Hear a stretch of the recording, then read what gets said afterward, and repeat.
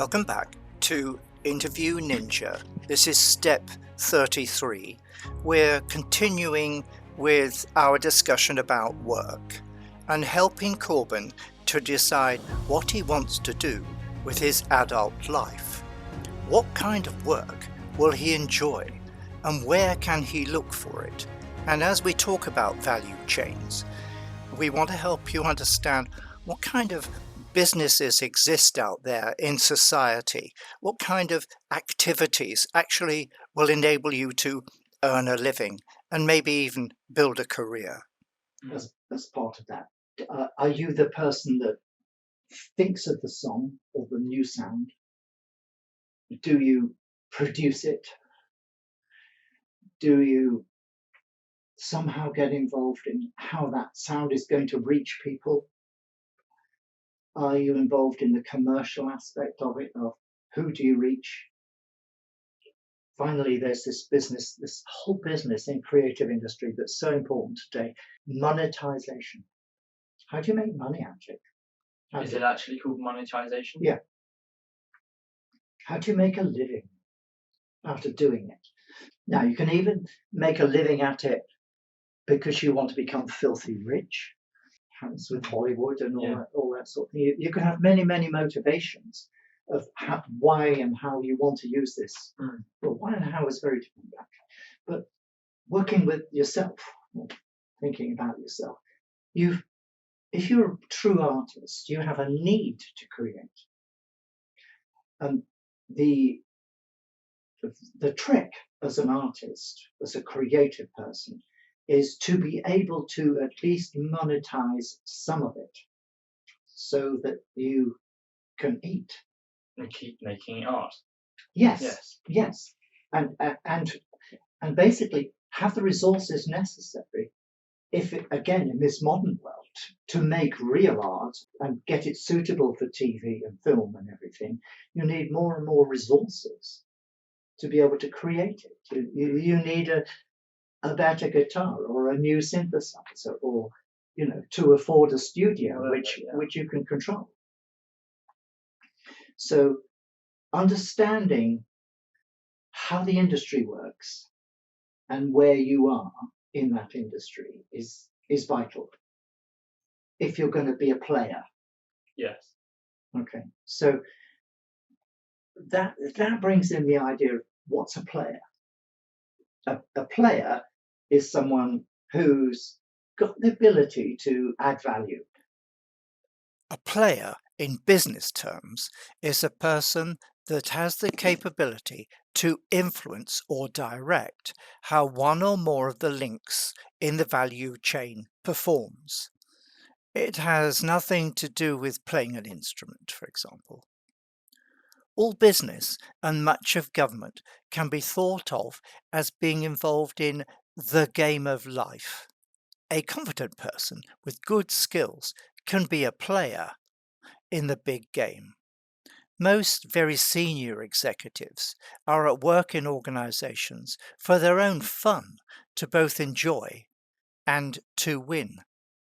They are compulsively engaged in the game of life, and it's a pretty good way to think about it. Otherwise, the stress can really get you down. And wants to add value. A good way to communicate a new concept is to help the listener by taking them from the familiar to the new with what's called an analogy. There are many, many analogies that one can choose, from things like farming or fighting, sport, stuff like that. But here I have chosen the analogy of a car because it represents moving from one place to another and moving the thought paths from one place to another. Using analogies is a very powerful soft skill, and you see it all around you in the normal society. However, in Get the Job You Want and Interview Ninja, we go into it explicitly because nearly always people use it unconsciously. And if you ask them why did they choose a particular analogy, they very probably wouldn't be able to tell you. But choosing the right one is very important if the concept is going to be communicated in the optimized way. Inside your mind are pre-stored emotional and rational responses to certain situations, whether it's thinking about farming or any other subject. And what we want to do by choosing the right analogy is tap in to the right set of emotional and rational responses so that the listener leverages those to understand the new concept and thinks about the concept in the way that you want them to, so they can make rapid progress in understanding the new concept. That value. If you think of a car, it's got an engine up front or the back. There's an engine, and then there's wheels, and there's tires on the wheels. And again, in business, there's the thing called where the rubber hits the road. So that's where the effectiveness of the engine, it goes through all these different processes, like the gearbox and the transmission, and all the yada differential, all the parts. But in the end, it's where the rubber hits the road that matters. And again, the engine at the front is where the creativity, if you like, is created. And everything in between is a linkage. They're enabling linkages. Just helping the rubber hit the road. Yes. Well, their purpose is to enable it to hit the road. They may not be helping very much. Well, yes, they're enabling it. How much they help is all to do with whether it's a turbocharger. So a turbocharger may help the engine. Yeah. When I say help hit the road, I mean they added value. Yes. Okay. And I mean, if you're enabling it, I'd say that you are helping. Yes. And this is where you get into value chain analysis. Are you just like delivering the coffee and being a runner, which is helping in a kind of way and enabling in a kind of way, but you're not adding very much value. I'd say I used that being a runner as an example because that's the role that Corbyn is going to have when he goes up to London to help with children in need. Value. I'd say you purely are helping out. Yeah. You're not actually adding to the children in need. I wouldn't be adding to the show that is children in need. I'd just be helping someone do a job that they don't want to do. So, the true creators need helpers. Yes. Or may not need helpers. And that's where value chain analysis comes in. It's what does each link in the chain, because it is a chain. Think of it as links in a chain. Yeah, no, it is. What does each link in the chain do? Where does it add value? If it adds value. Because if it doesn't add value, you can cut it out. And that's what happens in the modern world. So if we look at the music industry, going back even 10 years, you had an artist who'd come up with a song, let's say, or a band or what have you. They get stats value. Because if it doesn't add value, you can cut it out. And that's what happens in the modern world. So if we look at the music industry, going back even 10 years, you had an artist who'd come up with a song, let's say, or a band or what have you. They get signed up by a company. That company would then have a recording studio and they'd record the music. And then they create a master tape. And the master tape would go off to a production factory where they would maybe press CDs or press LPs and so on. And then those LPs or CDs or what have you would be physically distributed with lorries and everything else like that to the retailers who would sell it on. Yeah.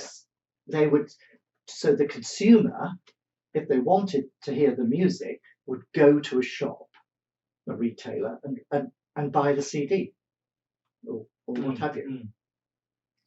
And that's where the value was. So there was value if you had a shop on the high street, making it possible for people to go and see. If your shop was in a good location that was convenient for people, fabulous.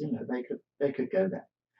And in the same way, if you were a producer, if you were a factory producing those CDs, you'd have to kind of anticipate how many CDs might be needed, because it was very hard to know if a song was going to be a hit or not.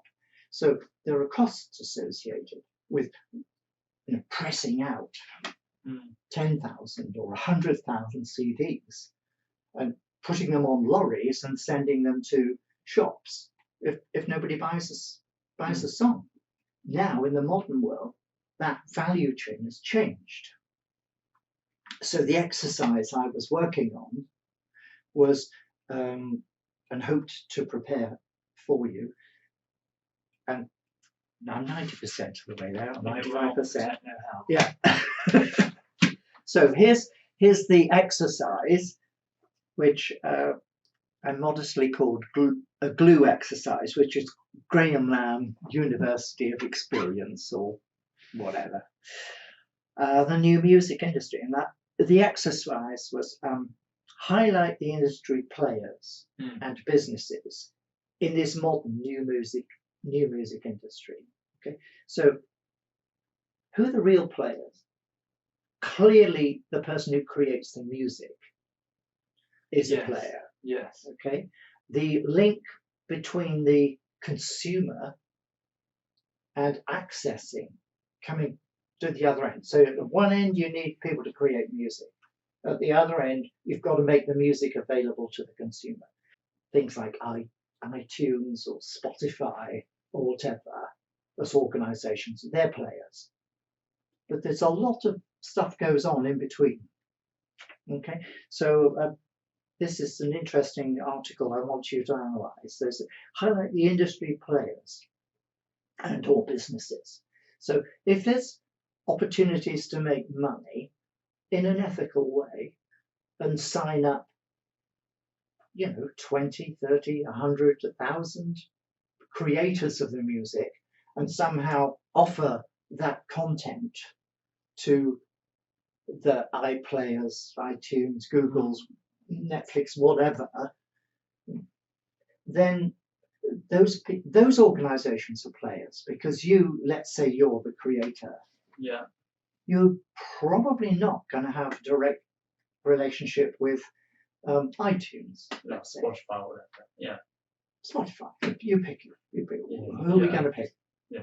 Let's go with Spotify. Spotify, okay, because I quite like Spotify because the other one is so broad and in so many markets. Yeah, Spotify's quite specific. Yeah, as doing what? At this point, I want Corbin and you to start being precise about where is the added value of a company or person come player. We're going to use a soft skill called critical analytical thinking, or CAT. This involves being really clear about the words or definitions you use and what people actually do, the processes. In this modern age of technology, the kind of work that is available and how businesses provide value add is changing all the time. New inventions like mobile communications and the internet are changing the value chain of many, many industries, including the music industry. So you need to think ahead about the industry that you may be working in and how future-proof is it against changes in technology, which are sometimes called category killers, because they knock out the whole capability of a given business to provide added value. And you need to think ahead. Do you really want to be working for a company and having a career where you are exposed to that kind of technological change? Or, thinking about it more positively, Is technology going to make new things possible?